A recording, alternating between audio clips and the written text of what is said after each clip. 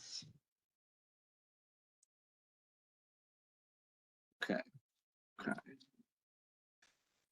So I'll get started then. You might be surprised to see me, Patrick, here, because usually you're used to seeing Director Patrick, but today you get other Patrick. He is currently traveling right now, so he's unable to make the town hall, but he has confidence in me and my team to be able to handle it. So we will not be letting him down. If you have any questions, please hold them until the end. We will be having a guest on today as well.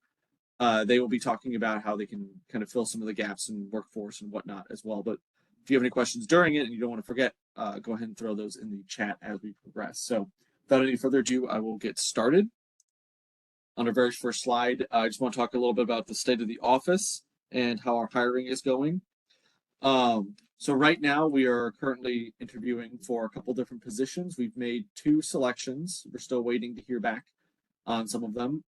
But right now, officially, we have hired Ben Svake for our broadband policy analyst, which is going to be great to flesh out Rachel's team a little bit more.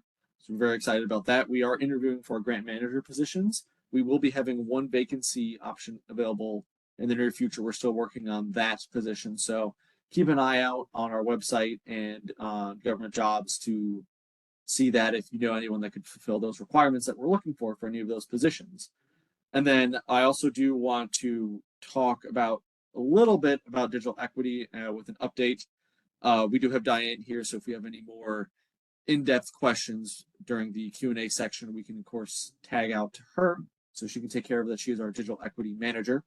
But our curing is due this month. We had 1 deficiency when we submitted it, which is fantastic.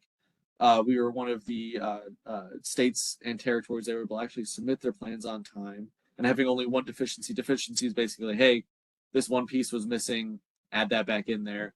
Typically grammatical, typically not huge items necessarily to take care of. So we're fixing that and resubmitting, and we hope to hear back again, by the end of this month. We'll be posting all of the digital equity content on our website. All of the content that's currently housed by the NITC has been taken down. So we will be the one-stop shop for everything digital equity, everything IAJ, everything BEAD related will be on our website for that. In addition, part of our team did go to the SBLN conference in February. We did have a lot of good information that we collected from that meeting. Harvey was one of those. She's here on this call right now. We connected with other states, made some good friends out there, I would say, and we're able to kind of spread the word of what we're dealing with here, what other states are dealing with, learned a lot of lessons in there. Other states typically are following our lead now when it comes to partnering with ISPs. The program doesn't really exist without ISPs in the sense of they're not forced to participate. We want to make the program as attractive as possible for them to participate, while still maintaining our focus on providing internet for all Nebraskans at an affordable price. So we've kind of communicated that over the last couple SBLN calls and conferences. And it sounds like other states are taking heed of that as they are developing their programs and finding, ISPs really just don't want to go through as many hoops as they're asking them to go through. So we think that we're a little bit of a leader in that aspect. We also had discussions around a lot of BABA restrictions, in case you're familiar with it, Buy America, Build America, where certain materials have to be produced here. In some cases, that's not possible. So they're discussing how that is going to be navigated in the future during the grant process. There's a lot more monitoring for us, a lot more work for the provider. So we're trying to get additional guidance on that as well. But it was pretty productive from what I've heard. And it was a time well spent for the team out there in Philadelphia. So moving on. Finally, we wanted to get into some legislative highlights here for the state. Director Haggerty, thank God, has been approved unanimously from the T&T committee. I am the happiest one in the office about that. I can say that with certainty. And we hope to see him get approved by the greater Senate here shortly. 3 other bills that we've been tracking. LB 61, last I had seen, was an ENR for engrossment, which means that it's on its way to final reading and will more than likely be shortly passed by the Senate based on the previous votes. LB 1336 and 1389, 2 other bills that deal with the broadband office, are still in committee.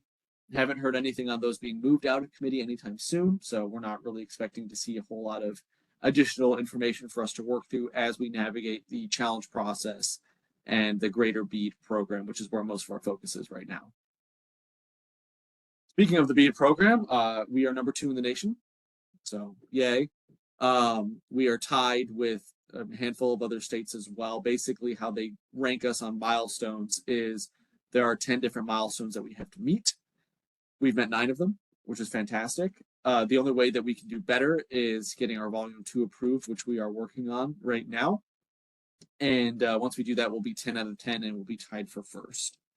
So we've gone from 7th to 4th to 2nd, and we'll be hopefully seeing first here in the coming weeks, which is a great progress for the office, especially an office as small as ours and an office as young as ours, whereas a lot of the other offices that we're working with have been around for a decade or more and have people, numbers of staff to the order of magnitude from what we are currently working with. So our team is excellent. Our team is very talented and very hardworking as well, which has earned us this place nationally. A couple other things I do want to touch on that we've touched on previously, but are these new BEAD numbers. Just want to make sure that we highlight this. It's still a little bit hard to believe the progress that we've been able to make as a state, thanks to our provider community, thanks to our local units of government working through their various federal programs, ARPA, Tribal Broadband Connectivity Program, things of that nature, has been fantastic. In fall of 2023, so last fall, our estimates were putting us at just around 80,000 eligible BSLs. So that's underserved and unserved locations. Now we're sitting at a fraction of that, roughly about a fourth, sitting around 24,000 locations. Now what this does for us is it means that previously we thought we were only going to be able to hitting those unserved, and even then it would be tough. But now we think we can hit those underserved and even potentially CAI, so that'd be your local library, your local health clinic, things of that nature, with additional broadband connectivity, and also focus on that workforce development piece. So it just frees up a lot more of our resources. That's not promising that we will do any of that. It just means that we have that option on the table. Obviously, our first mission is to connect all Nebraskans, though. So we will be looking at doing that with the highest level of technology possible at the most affordable price. To highlight why this is the case and why we had such a increase, or I guess increase in served locations and decrease in eligible locations, I want to just highlight this map here.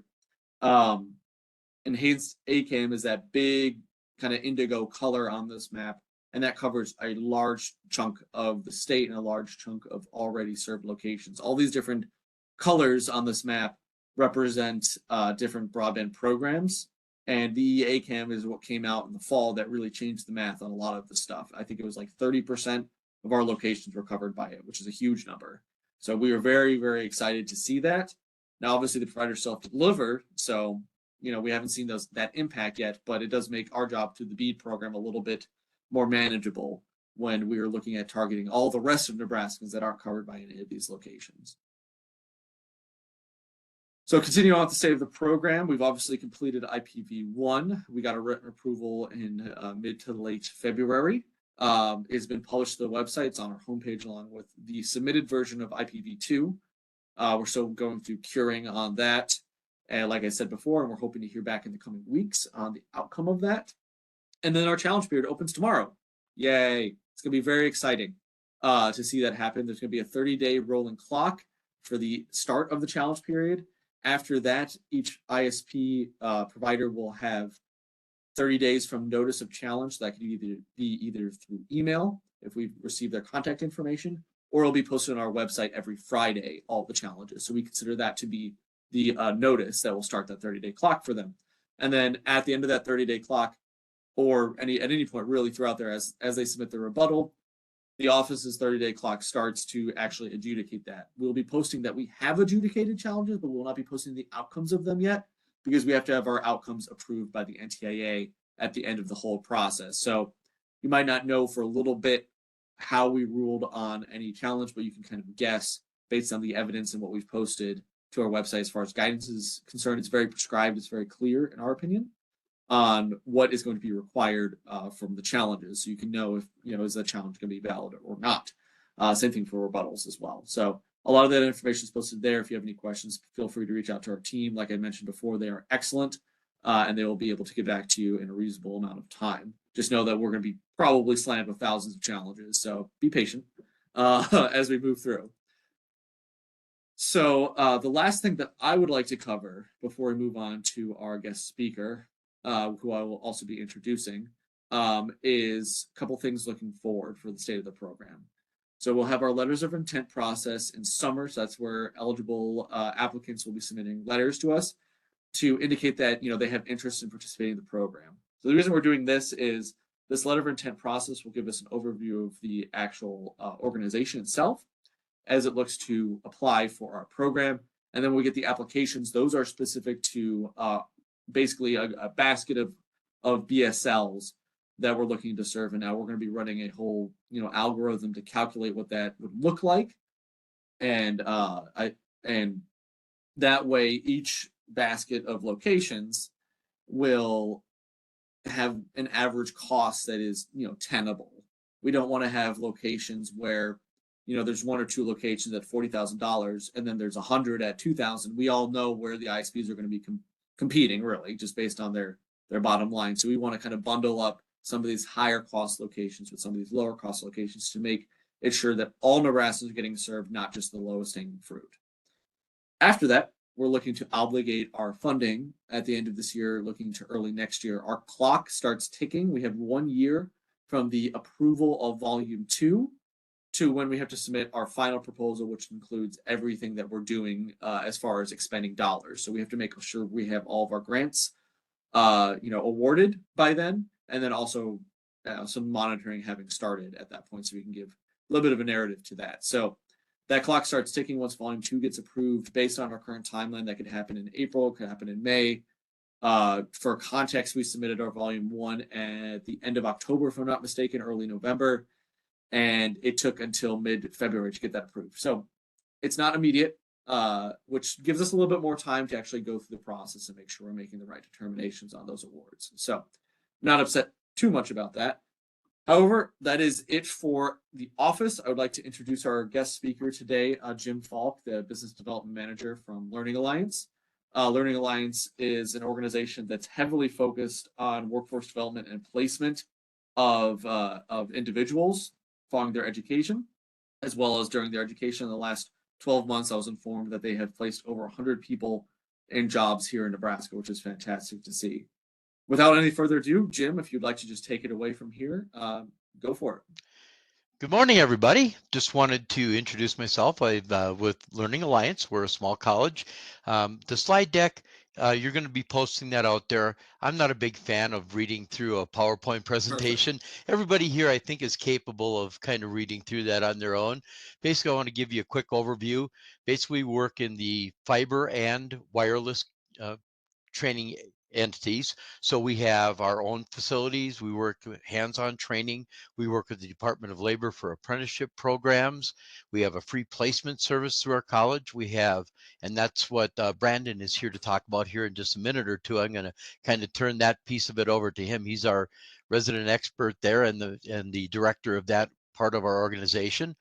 But basically, we are here to support the broadband office and any of your ISPs in workforce development.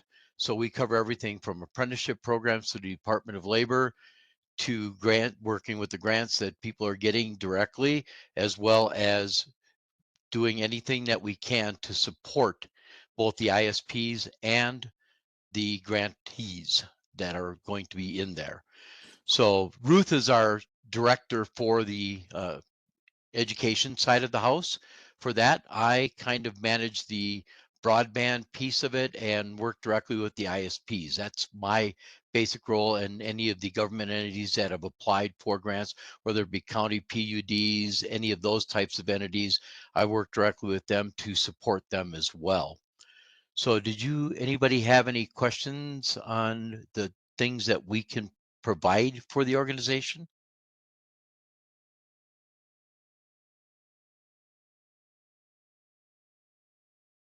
Great. If not, I'm going to turn this over to Brandon so he can talk about our placements, because a lot of people are interested in our free placement service that we provide with all the students that are going through our college and being trained on both fiber and tower training as well.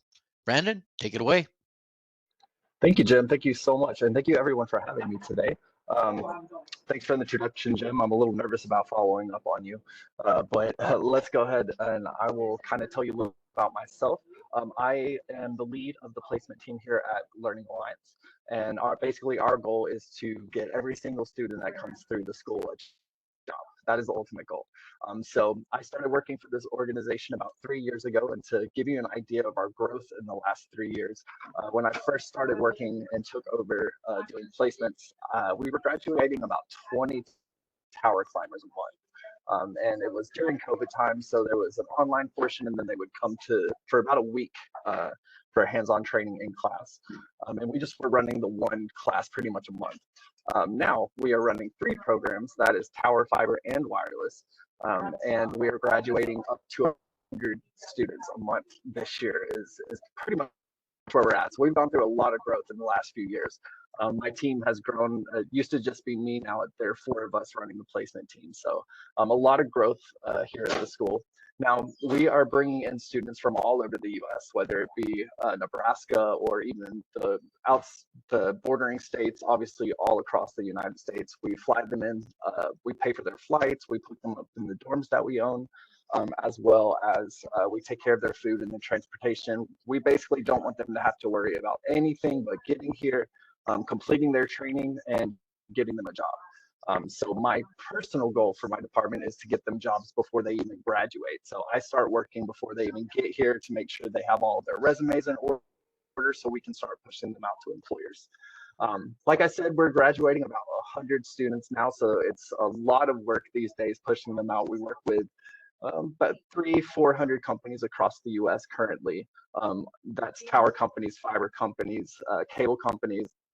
The whole, if it's telecom, we're in it, and we're always expanding. So, anyone coming from Nebraska, from what I understand, you guys have a lot of people looking for some green beans, I like to call them, entry-level technicians.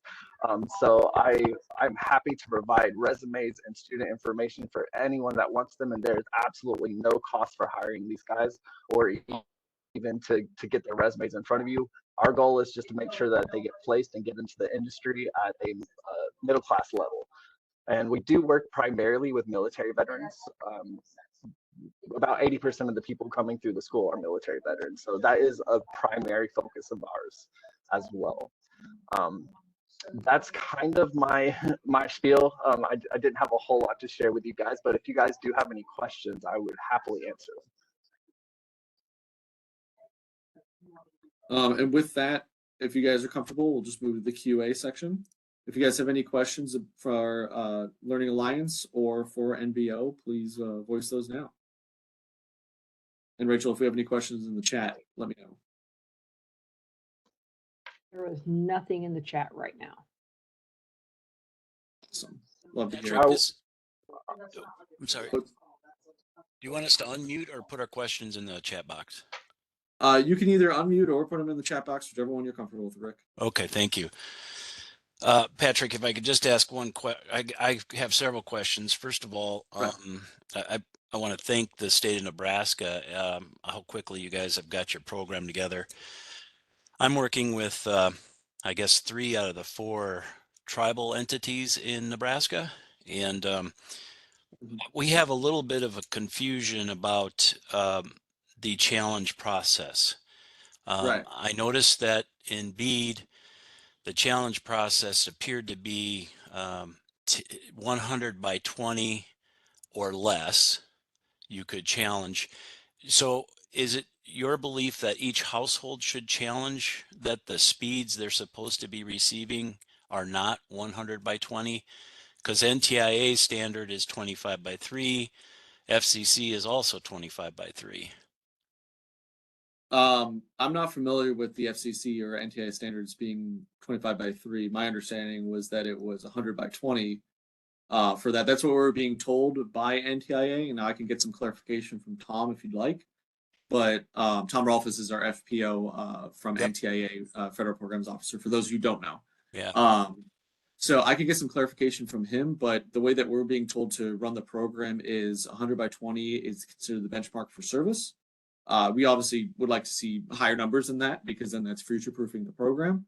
But my understanding is that 120 is service. So if your populations are being shown at 100 by 20 or above and they're not receiving that, I would encourage them to reach out to an advocate, such as one of the tribes, and have them submit a challenge on their behalf. I'm sure Rachel and the team would be happy to get them signed up. I believe the Winnebago tribe is the only one that I saw personally that has worked with a CostQuest license. So that could be one place to direct them to. But I would definitely encourage them to submit a challenge if they're being represented as served or they're not actually served, because then that throws them into our bucket so we can actually provide them bead funds for them to be connected. Okay, yeah, because But if you want, I can follow up on that 100 by 20 question. yeah, I've talked to Tom a couple times, and I'm working with NTIA on the equitable distribution funds. That's a couple of them were received, and we've already submitted some grant requests for the January 21st deadline, which has been extended to the 22nd. But we are, I guess, nervously awaiting if we get dollars to build our proposal. If we don't, if we can seek some BEAD funding on that. And one of the concerns I have that seems to be brought up quite often is, as you mentioned, EACAM, which Yep. is, and again, forgive me, I'm not arguing the fact that we might get people served. That's really not my concern because that's good for everybody. But my argument is EACAM, I think, has some 2028 deadlines. And that, having worked in the telecom industry for over 35 years, it concerns me that some of the ILECs might be hiding behind EACAM to prevent tribal companies from building necessary broadband to their communities.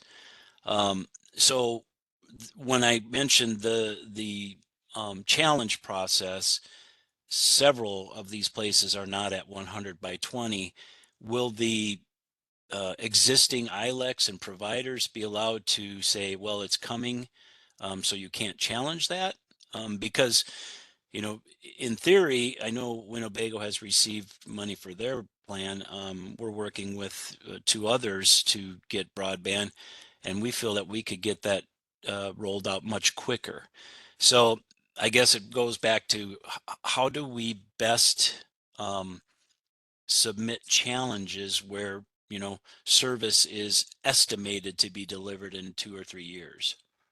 I mean, one of the ways that we can go about doing that is we have actually a code for this is not under an enforceable commitment. So if you believe that they're not actually served by EACAM or anything else like that, or won't be served by that, then you can go ahead and submit that. But what it sounds like to me is what you're asking is, what if we just don't trust them? And in that case, I mean, they've been awarded it by the federal programs that we don't manage.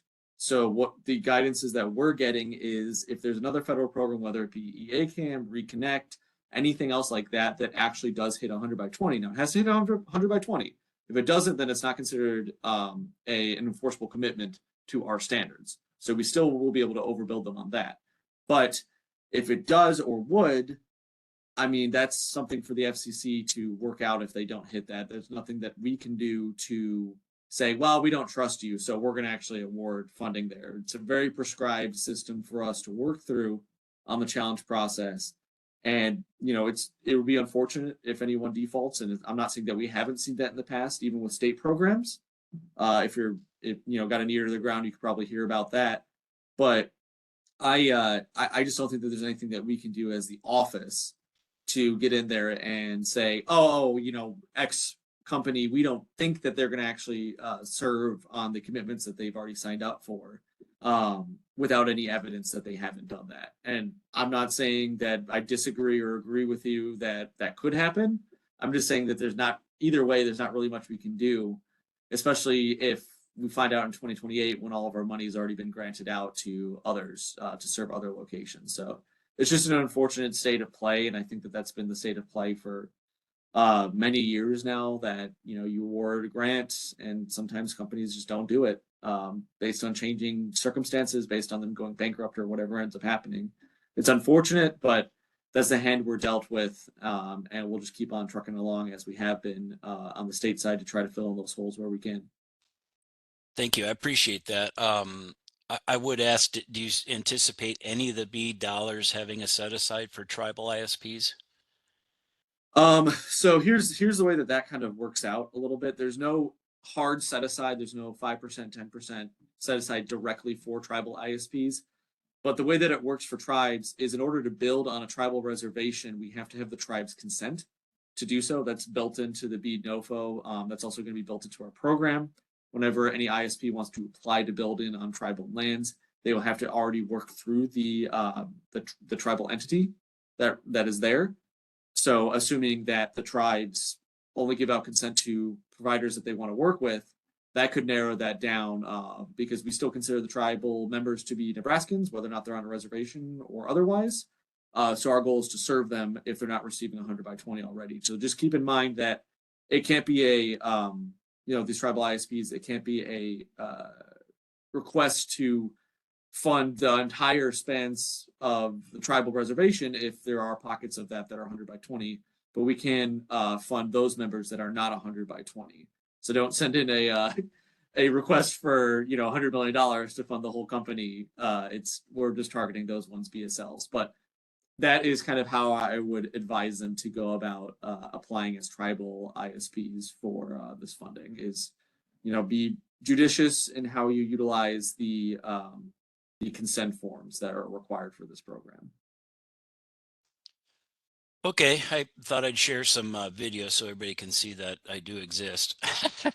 And I thank you for your very political and polite responses. We're just kind of trying to figure out, Yeah. Because having been in the business for a long time, to me, and this is just a comment, but the ACAM and EACAM are basically universal service fund fees that everybody pays for.